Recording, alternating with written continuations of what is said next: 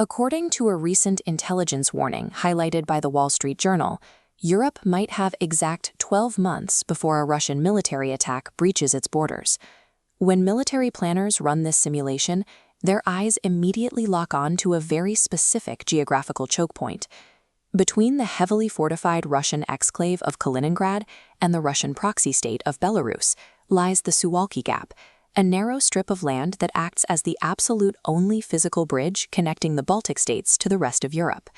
For 70 years, defending this exact territory was built on a single, non-negotiable premise. If anyone crossed that line, the United States military would intervene under NATO's Article 5. But behind closed doors in European capitals, that absolute certainty is eroding. Because of growing political unpredictability in Washington, European leaders are currently operating with a severe trust deficit regarding American reliability. This exposes a critical error in the architecture of European security.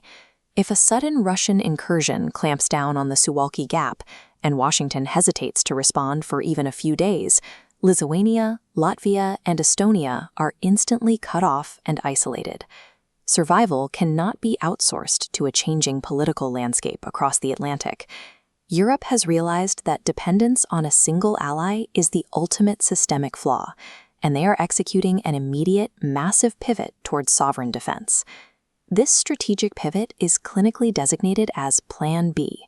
The goal is to build a shadow military architecture that can activate, deploy, and fight without waiting for Washington's permission or suffering through the slow consensus debates of traditional NATO. The first active layer in this new autonomous system is the Joint Expeditionary Force, or JEF.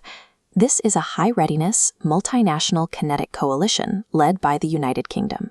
It binds together 10 Northern European legions, specifically engineered for instant deployments and rapid reaction combat in the Nordic and Baltic regions. If a localized hybrid conflict breaks out along the eastern flank, the JEF is already positioned to act as a dedicated shield.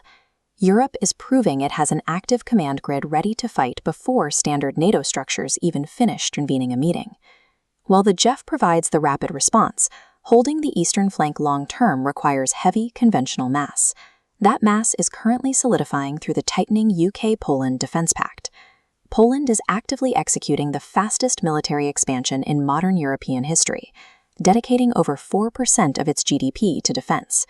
By structurally locking its heavy armor deployments with British defense manufacturing, Warsaw and London are forging a formidable conventional anvil.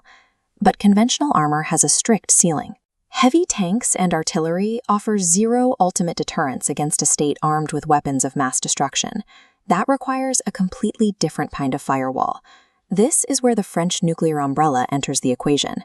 Historically kept strictly outside of NATO's unified command, Paris is now extending its sovereign nuclear guarantee across Europe.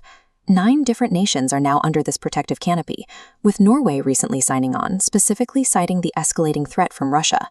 By layering the JEF's rapid response, Polish heavy armor, and the French nuclear guarantee, Europe is attempting to integrate a sovereign defense loop. These core components represent a system designed to function independently if the legacy American logistical framework ever pulls back. But if we step back from the simulation, we have to ask a blunt question. Is a massive, conventional Russian ground invasion of NATO territory within 12 months actually a realistic tactical threat? Geopolitical analysts who view the conflict through the lens of objective realism point to the physical constraints on the ground. After 4 long years of grinding warfare in eastern Ukraine, the Russian military has suffered massive manpower depletion. The logistics required to sustain their current front lines are already stretched. To suggest they possess the spare, highly trained infantry and armor required to suddenly open a massive new front against fully fortified NATO territory is highly improbable. The actual threat Moscow poses to Western Europe right now relies heavily on nuclear posturing, not a sweeping ground invasion. If military intelligence knows a conventional sweep is a mathematical longshot, the 12-month countdown is likely being broadcast across the continent for a completely different reason. Internal political fragmentation now presents the most immediate threat to the European Union's cohesive future. Factions like the AfD in Germany, Marine Le Pen's allies in France, and Nigel Farage's movement in the UK actively promote pro-Russian energy policies. They openly demand the dismantling of centralized EU power and the return to strictly national borders. To counter this, centrist European leaders are utilizing a strategy that leverages fear to force absolute domestic unity. By amplifying the terrifying prospect of an imminent, violent Russian invasion, they create the Bogeyman Effect. Framing Vladimir Putin as an existential threat that is exactly 12 months away achieves a domestic political victory. It immediately toxifies the pro-Russian stances of far-right parties, neutralizing their appeal to the general public.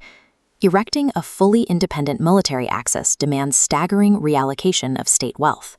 To decouple from the U.S. defense grid, populations have to accept massive economic shifts, converting comfortable social welfare economies into hardened defense states.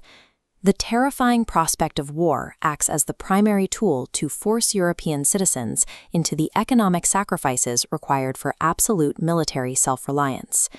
European leaders are using the simulation of an imminent conflict to lock in the continent's path toward a sovereign military future.